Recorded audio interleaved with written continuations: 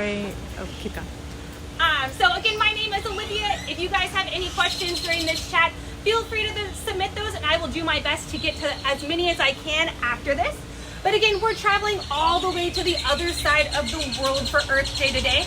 And we're gonna meet one of our most well-known apex predators in the world and one of our most notable individuals here at the zoo, Salty, our saltwater crocodile. Now you can find Salty at the front of our Museum of Living Art, or you can see him from our windows in Croc Cafe, where you'll usually see him basking in the sun or lying in his pool. Now Salty came to us from Darwin Harbour, which is in northern Australia, because he was a nuisance crocodile. So crocodiles often become nuisance crocodiles because they are fed when they're younger and they get accustomed to having people feed them and will follow them around. Now obviously Salty growing up into a giant crocodile, that puts a lot of people into danger if they don't have food or even if they do. And it also puts himself into danger. So he did have to be taken out of his natural habitat and come into human care. And after a brief stay at a crocodile farm, we got him here at the Fort Worth Zoo. Now, Salty's circumstances he's not alone in these circumstances, as around 240 different crocodiles are removed from Darwin Harbour every year. So they're a really great example as to why when we're out enjoying wildlife, we want to make sure that we're keeping our distance and enjoying from afar. We want to make sure that we're not getting too close or feeding or interacting with our wildlife, because like saltwater crocodiles, there's other species that do have to come in from their natural habitat and into human care. Now you guys are in for a real treat today. Salty is going to be getting his weekly meal. And so in just a second, our keeper Ari, who is behind the scenes, is going to put a pole with chicken attached to it over Salty's pool, and he is going to jump up into the air and grab that chicken. Now this is really good for Salty because it has him exercise all the different muscles that he would be using naturally. So let's watch and see if he wants to participate.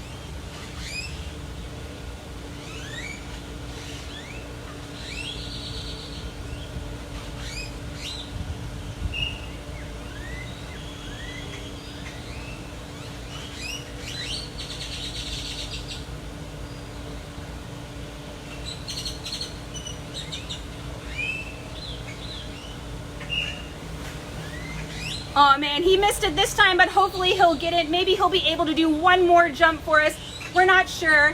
But as you guys are waiting to see him eat his food, I want you to take notice of something that he'll do once he finishes getting that chicken.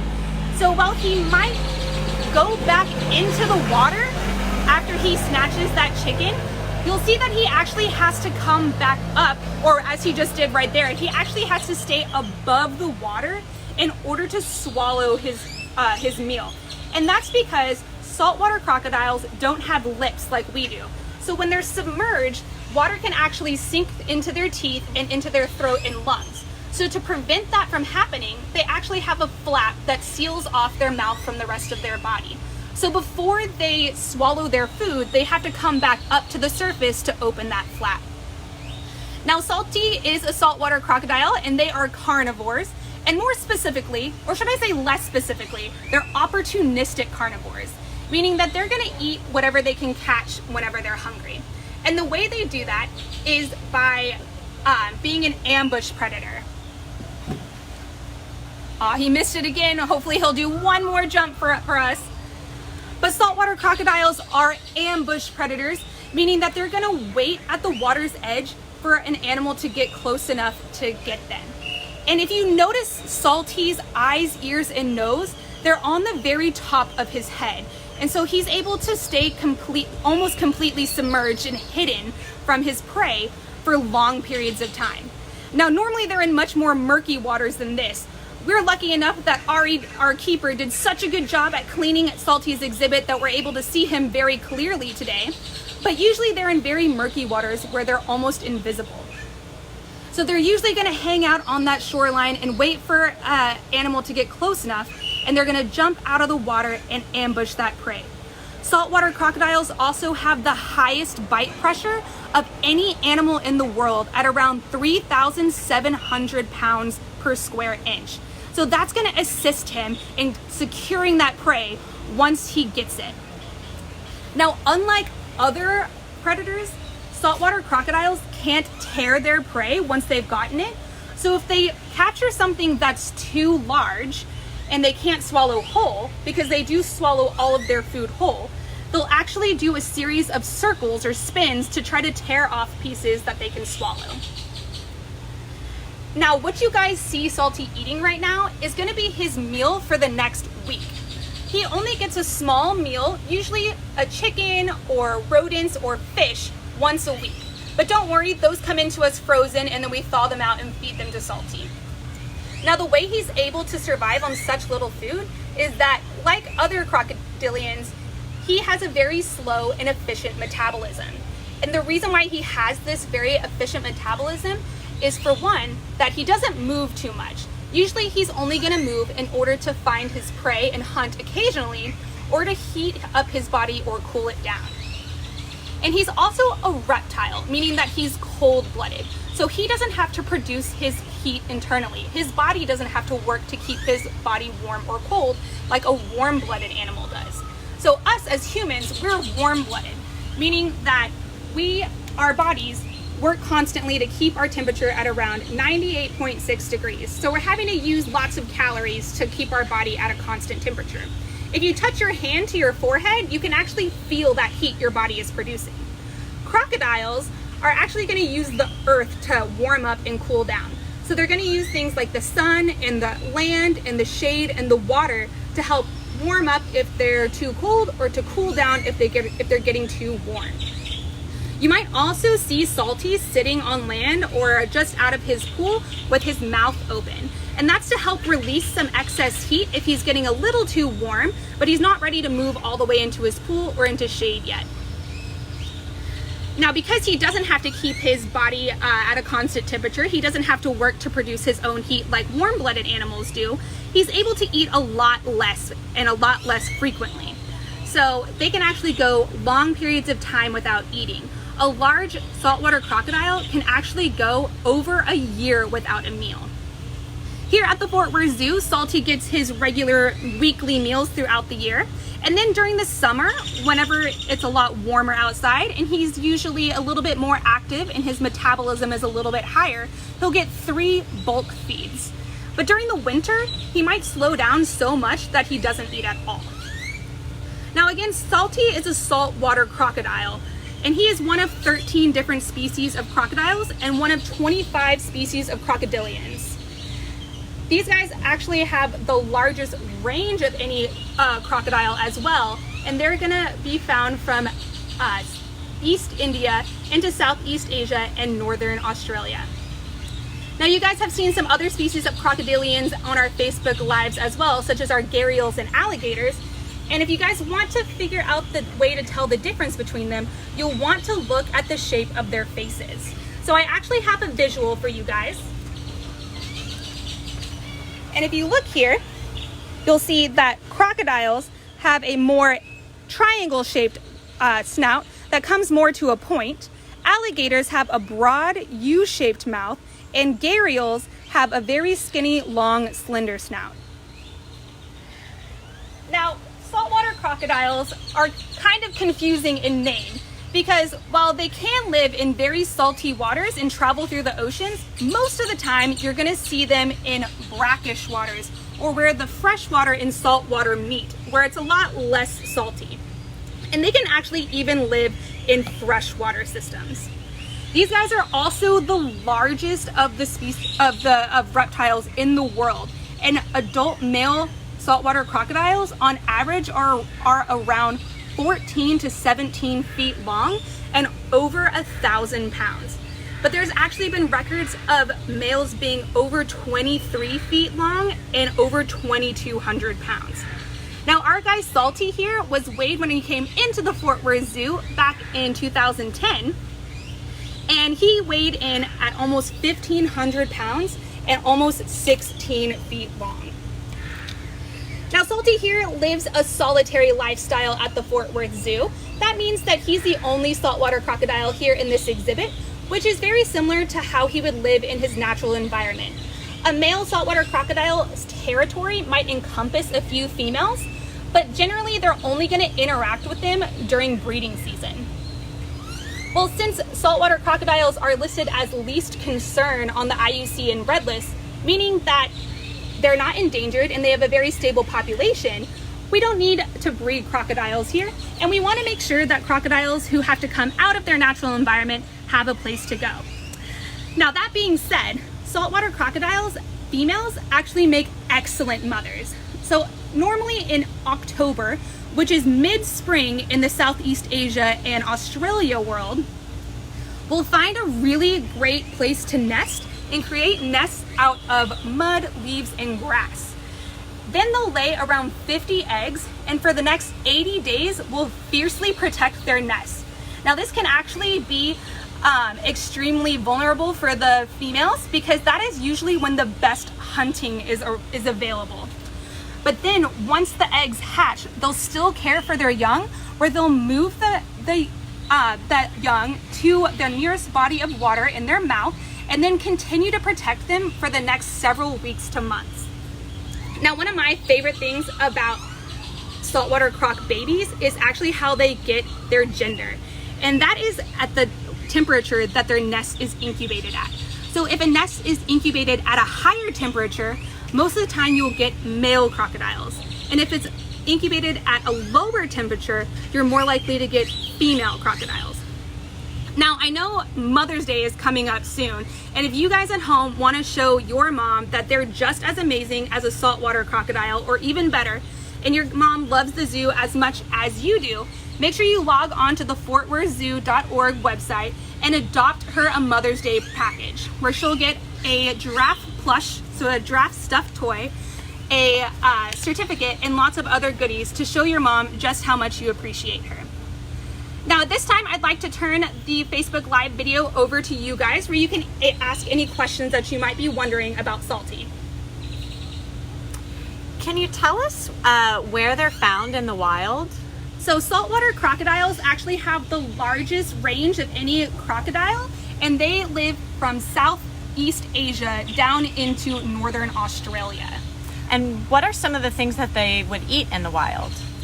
So saltwater crocodiles are opportunistic carnivores, so they're going to try to hunt whatever is available at the time. So they can hunt things from fish to turtles to birds and even large mammals and pretty much anything in between that.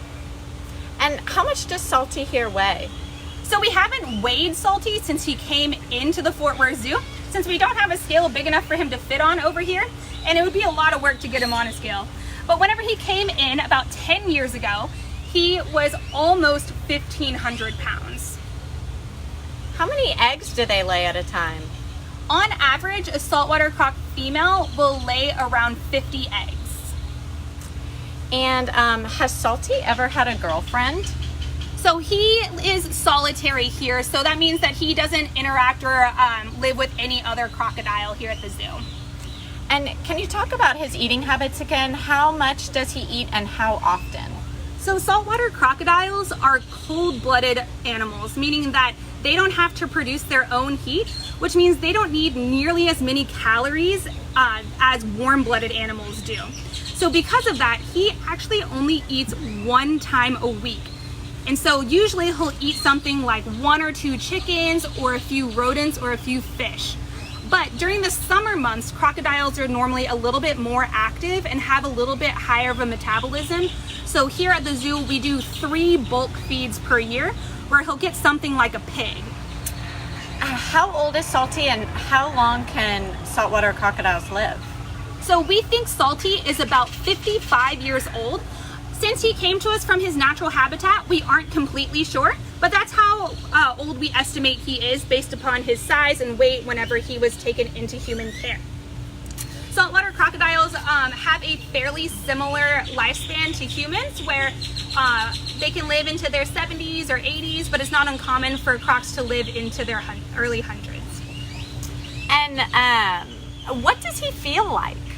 So he has a kind of leathery, rough, scaly texture, and he is a little cool. How many teeth do saltwater crocodiles have?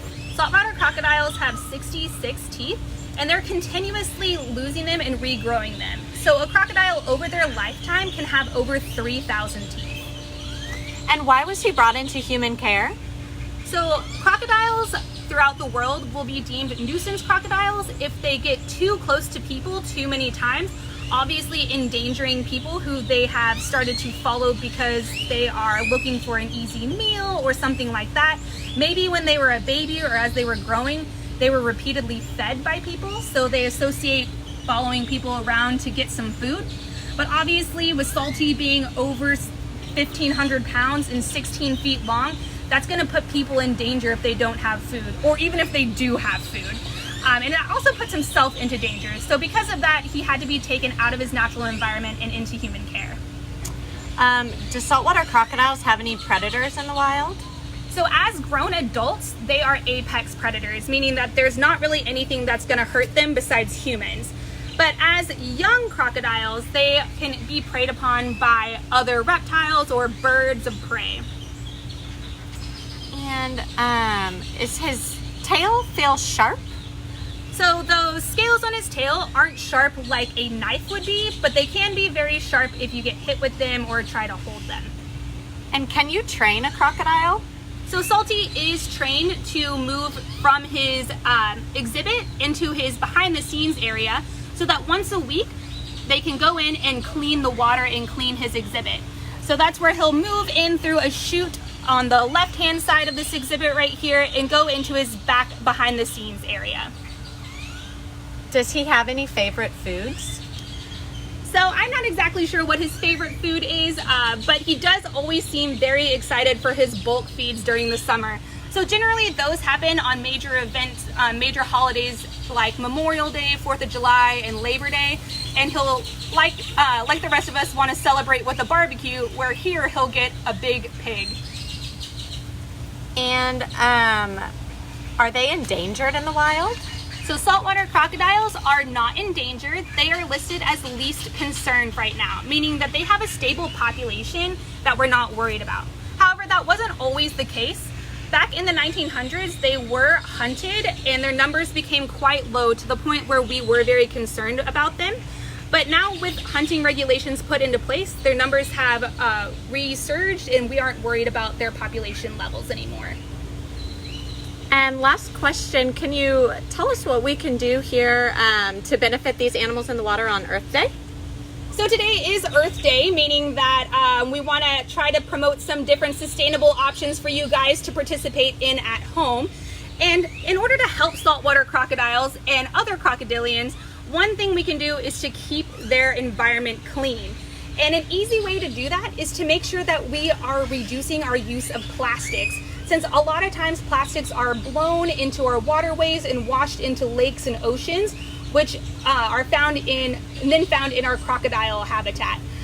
So one thing we can do today for our activity is to actually personalize our reusable shopping bags. So I know a lot of us at home have lots of reusable shopping bags laying around the house, and we always want to remember to bring them when we go to the store, but a lot of times we forget.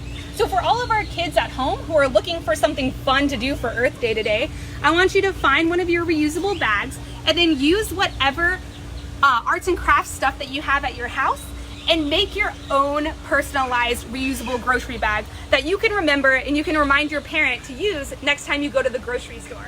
And if you guys want to submit your reusable bags to us here through our social media, maybe you want to feature Salty on your reusable bag or promote Earth Day 2020, we'd love to see those, and we would hopefully maybe show those off for you guys. But we're at the end of our chat now, and we're so glad you guys joined us today, and we look forward to hearing back from y'all again soon.